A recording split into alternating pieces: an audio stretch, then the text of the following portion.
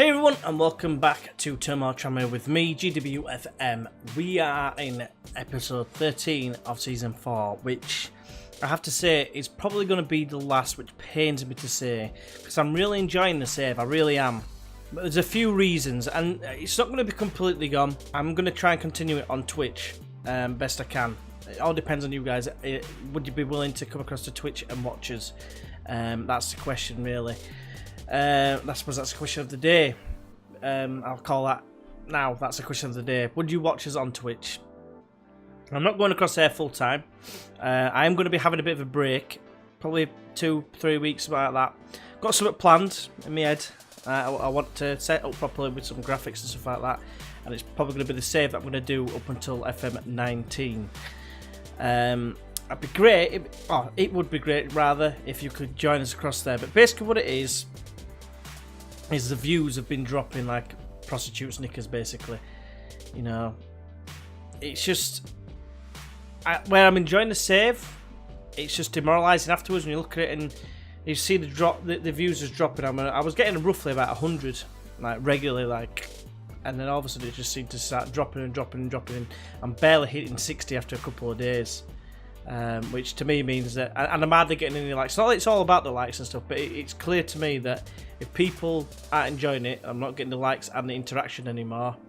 It takes like a lot of the shine away from it, if that makes sense. So the reason I'm going to keep playing it is because on Twitch, because I enjoy the save. I really do. I enjoy the aspect of improving the infrastructure and stuff like that, and trying to get the regens through and whatever. I really do enjoy that side of this game. But I also do enjoy the Twitch side of it as well, which I've been finding really good recently. But they've got a lot of crew lads. So yeah, I'm getting this all out of the way first. Obviously by now you've probably already switched off and thinking in disgust and disliking the video, which is fair enough. I had it happen with Leeds as well last year on FM 17. I had 50 dislikes on the video after the day. That was awesome. Not. But yeah, it's just one of them. I just feel like the save has gone as far as it can do in terms of growth. I mean, I've recently hit 1,000 subs, and not gonna lie, I started doing a few videos to do with Leeds United in real life like situations, like the rants as I call them, and that's gone down quite well. And I think that's taken me from like 978 to whatever it was I was on, to what I'm at now, which is 1,055 subs. And I think that's basically what's driven the sub count up.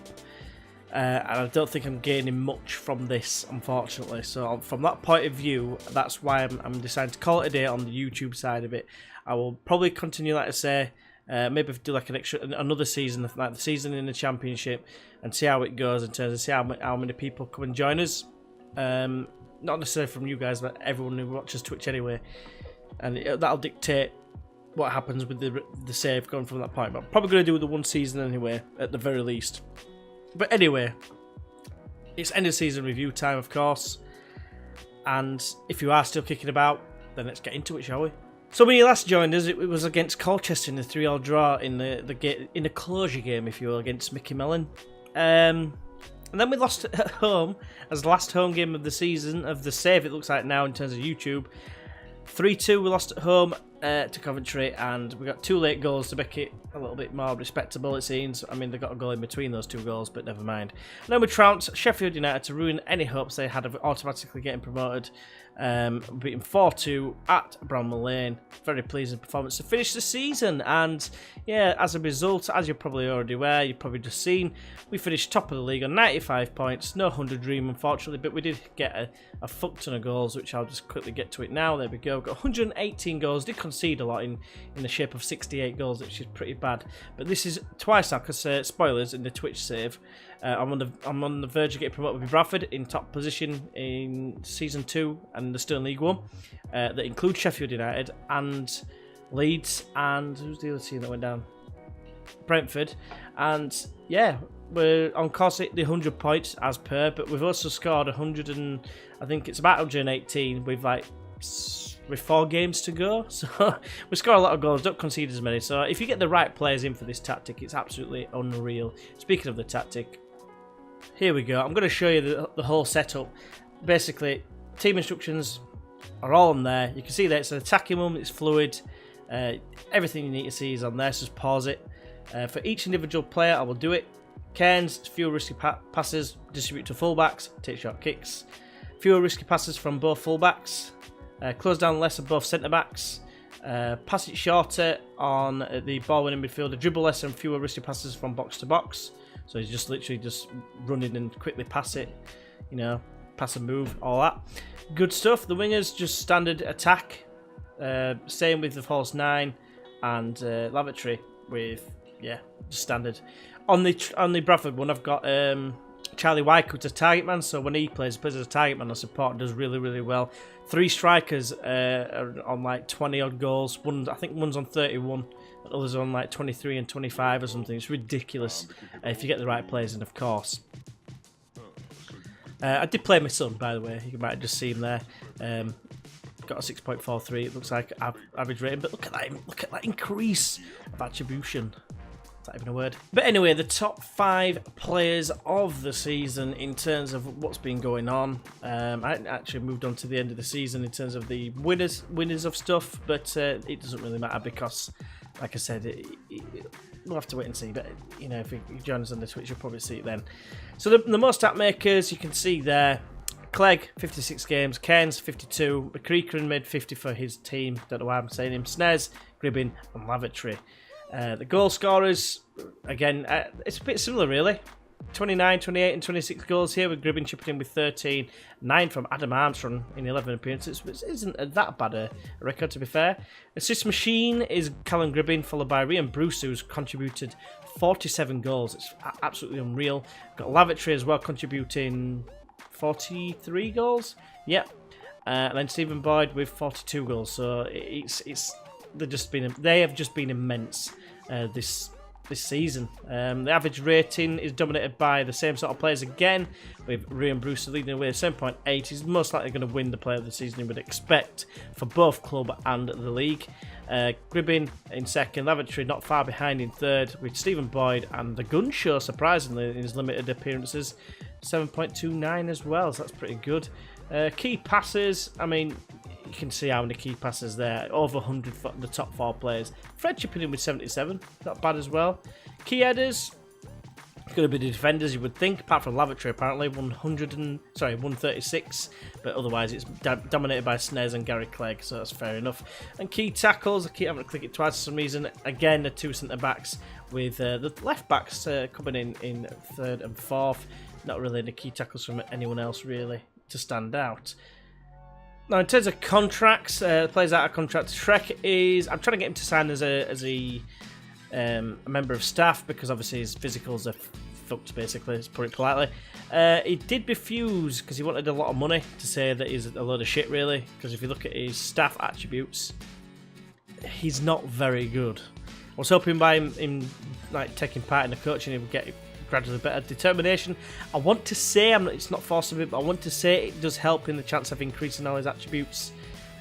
I'm not entirely sure, but yeah, I'd like to think that. And yeah, we're trying to get him to stay. We've got Fred, I'm undecided whether to keep him. Is he actually good enough to go into the championship? He's quick, he's good at dribbling, that's about it. You know, so we'll have to wait and see. Gribbin is staying for another season, I believe. Gunshaw isn't. Obviously, all the loanees, the ones that we've signed on for another season. I think Malumbi's out of contract, so I'm going to try and sign him. Sessignon is going back because I've got 2 right backs now. Jake Turner was just a stopgap because Cairns got injured at the beginning of the season. Didn't prove to be costly. The final man that is still here, James Allaby, will be leaving the club. There's Divine Green somewhere, I think, as well. Yeah, there he is. So they're both going to be out of contract. They're both going to be leaving. Bit of a shame. Congolo, bit of a stopgap. Did a bit of a job when he did come in for us, averaging a 6.89. It's not amazing, but did all right for us, to be fair. So that's them. That's all the players, basically, what's going to be happening with them. I will just look at this page. We did drop off the top goal scorers charts, unfortunately, but we did get first and third in terms of the average rating. Top assists as well for Callum Gribbin. Players of the match, Gribbin got pipped by Nicotaya and Beggs, unfortunately. And that was about it, really. But fantastic performance in the entire season. 28 wins. It's really, really impressive. The teams going up are going to be Wigan, of course, as well as us. MK Dons, Fleetwood, Sheffield United and Coventry, not necessarily in that order, will be joining as one of them. Going down, Burton going down again. Bury, Scunthorpe and Doncaster Rovers. We'll get into the other divisions shortly, but before that, let's have a look at his finances and how they're looking going into the next season. Now, the transfer budget is 3.1 million, 3.2. But balance is only 1.4, but I would imagine the revenue and stuff, or maybe not revenue, but the gate receipts will be good, especially the season tickets coming up. So looking forward to that. We did get a chance to get some more coaches, which I'm on with at the minute. They've got them all here. I'm just trying to get in. Carlos Anton is a coach I'm trying to get in. I think he's a youth coach. And then Jonas Uland Kolstad is meant to be coming in as a goalkeeper coach, I believe. I was trying to get someone else to take the workload off the better ones. And maybe just cover one of the attributes. So hopefully, because his determination, discipline and motivating, or DDM if you will, is pretty damn awesome, it kind of balances out the goalkeeping part of it. So he's pretty good as well if I can get him in. Have a look at the dynamics, and you can see he's very, very good. I did have a part earlier on where we won a game and it went down. Okay, and yeah, the hierarchy is still pretty much the same, I believe, when it decides it's going to load. There we go. Shrek, Gribbin and Cairns jumping up into the team leaders. Obviously, we're going to lose Shrek, and he's the captain as well, so we're going to need to replace that as well. But yeah, very, very good indeed. Only one player doesn't have an opinion of it, mate, and that is Diallo. Everyone else supports me. It's all going hunky-dory indeed, massively. That makes no sense, but anyway. And then I think I'll make us go swiftly into, or nicely should I say, into my profile. This is what I look like at the minute. Mainly 8s and 9s and 7s and whatever, but the one that I always try to leave high, which maybe it's a bit of a cop-out, is motivating. Man management is 12 and tactical is 16. So, yeah, we haven't really increased that much. We're only on a Continental B licence, but it doesn't really matter because we've had likes of Liverpool and Everton coming for us on this save, which have declined every time. And you can see there my career stats. Win percentage of 53%. We've scored 432 goals and we've conceded 291. Goal difference of 141 positive even. And we've won nearly twice as many as what we've lost, of course. And of course we've drawn 42 games. But I do like how this tactic has turned out. It's very, very effective for me. It might not be for you. If you want me to leave it in the Steam workshop, please let us know in the comments below.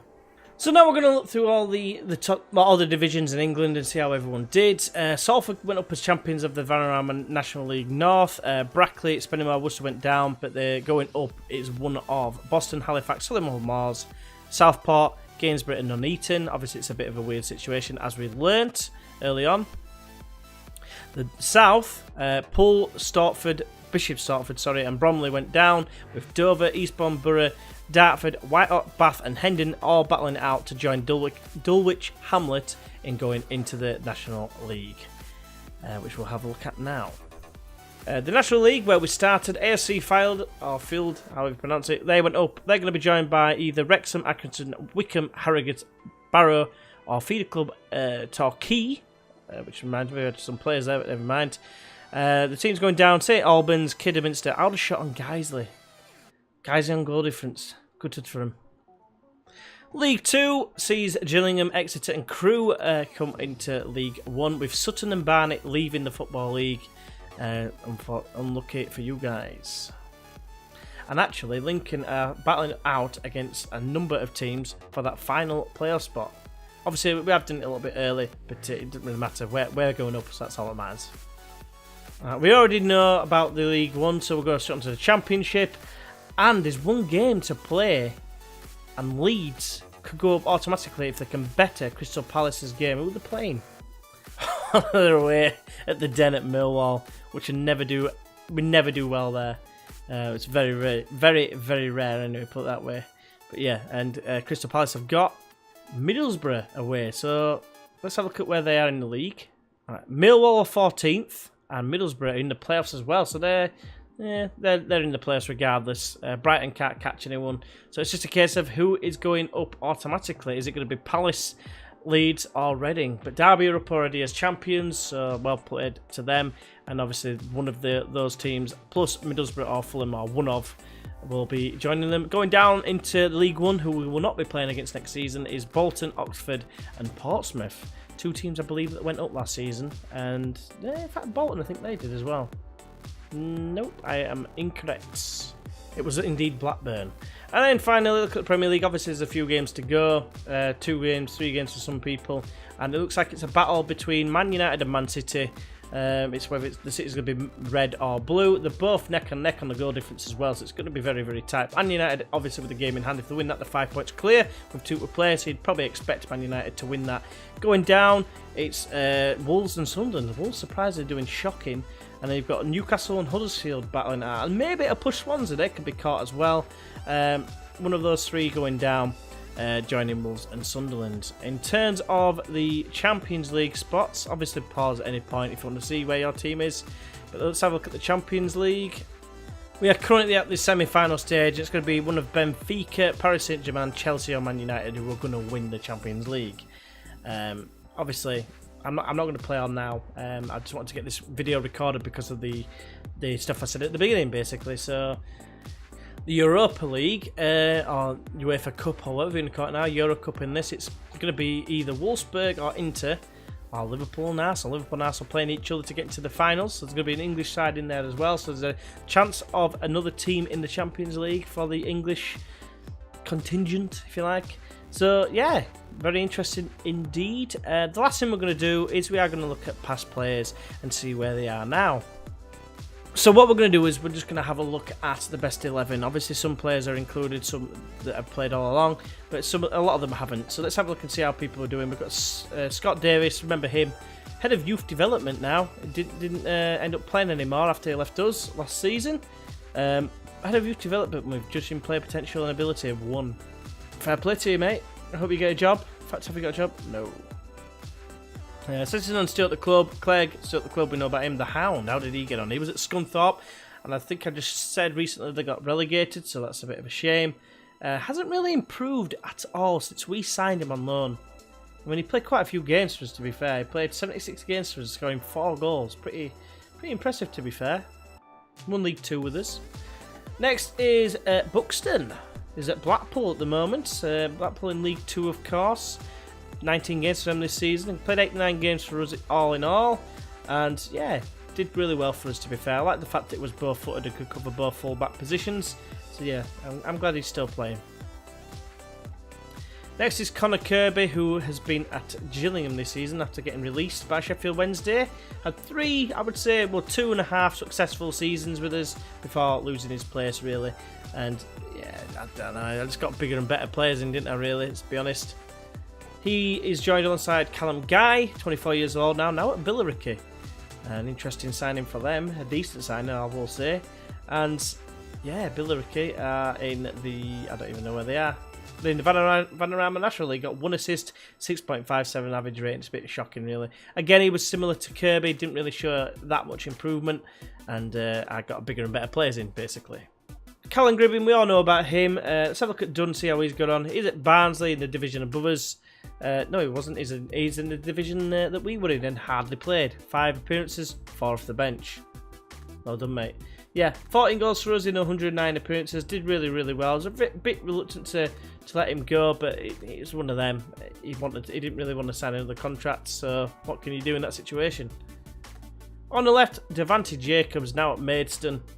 Not doing that well, to be honest with you, but he did really well for us. Got 23 goals and 82 appearances for a wide man, which is pretty damn impressive, if I'm honest with you, considering his attributes. Obviously, standout one, probably Flair. Decisions was decent as well, but not the quickest. And then Raul Correa, the guy who pretty much saved our season for me. We got him in the Vanarama National League, and he just tore it up after January. Just absolutely destroyed everyone. Got 36 goals and 66 appearances.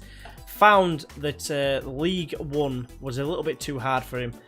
Didn't score many. If I have a quick look at his history here, got 3 goals and 13 appearances, which isn't a bad record, I suppose, but his average rating was a little bit left to be desired. 22 goals in League 2. very, very decent player. We have actually got him on loan at first as well, but yeah, very happy with his contribution. Then looking at the subs, other players, obviously Alex Cairns we know about. Jermaine Grandison, how's he doing? He's at Barrow. Yeah, still looking pretty solid to be fair, but you can see there 34 rating for being a centre-back. Yeah, we got miles better in terms of all the kids that we got in. So, yeah, did a good job for us. Played 64 games for us, scoring 1 goal. Pretty good in league, in Vanarama National League and League 2. Very happy with him. How he did for us. Adam Lewis we know about is still playing. Divine Green. One thing I will say is he's got 2 8s. Long shots went down to 7 as technique went to 8. And now they're both on 8. But remember him all for his pace and his mind-blowing season where he got 18 assists in the league. In League 2, he just tore it up. Tore everyone in a new asshole and everything. It was ridiculous how good he was. To say how poor he was. And he got found out massively in League 1, as you can see there. 3 goals, 6 assists, 6.77 average rating in comparison. It was just one of them. And I was sad to see him go, but he just wasn't good enough. Next up, Isaac Christie Davis, who was also at Maidstone in Sky Bet League 2, I believe. I remember seeing them getting relegated, I want to say. Might be wrong. But yeah, didn't really show enough improvement, and that's why I decided to let him go. And yeah, Jordan Cousins, I was a bit reluctant to let him go. He's now in Brentford under 23s. Played 2 games, left us for £1 million. It's one of the strange decisions that I find on this game is teams sign players and never play them. 2 appearances. 2 appearances. 1 off the bench. It's just not fair, is it really? Made £1 million on him after having him for a year in the struggling side, so couldn't complain that much. Finally, James Ellaby obviously still at the club, but we'll have one last look at him because look at his happy, jolly face, and the one who's like that. And he was one of the poster boys as well, right from the start. Didn't really show any improvement in the 4 years he was here. He was 22, I think, when we started. But yeah, he did us a massive solid. He chipped in with some really important goals in and around this sort of area here. Yeah, not so much in League 1. He struggled a lot in League 1, to be fair. Scored a few goals in the cup competitions, but never in League 1. Found his level, I think, in League 2. So that is it, guys. Thank you very much for watching over the last 4 seasons. It's been an absolute privilege to play as Tranmere Rovers. I've really, really enjoyed this series. Obviously, it's not the end completely. It is for YouTube. I will be moving across to Twitch. I hope you're not too disappointed, and I really, really hope, because I've had some great interaction with a lot of people that's been watching this series, but I really hope you will join us on my next adventure. Let's just call it that. I'm really excited to do it. I've got an idea in my head. I'm not going to release it just yet because I want to get everything planned. Hopefully it'll only be 2 weeks or so, but I just want to try and give myself a chance to write it all down, get it all set out, get all the graphics sorted and the intro sorted and everything like that. And I'm going to try and get ahead with some episodes as well, so I'm not putting pressure on myself to get stuff done, because obviously I've got the streaming to do on the Wednesdays and Sundays, which is a given. I want to stream this save as well, which I will still be doing. I don't decide what day. It could be Fridays, it could be it probably won't be Mondays. It's probably going to be a Friday, if I'm honest with you, Friday evening, probably from 8 o'clock onwards. And it's just a case of there's a new update as well. That's one major factor as well, if I'm honest with you. It's all the transfer update. There's a lot of new players and what have you. It might not be relevant when it comes to when I choose my team, but it depends if they've made any signings, I suppose. But I just think the new update, there's been patches and stuff like that, and I just think I need to do something fresh, as it were. So yeah, thank you very much for watching. Thanks to everyone who's commented, subscribed and liked during this series. And yeah, it's all massively appreciated. And until our next encounter, hopefully I will see you then. But until then, I'll see you then. Bye bye.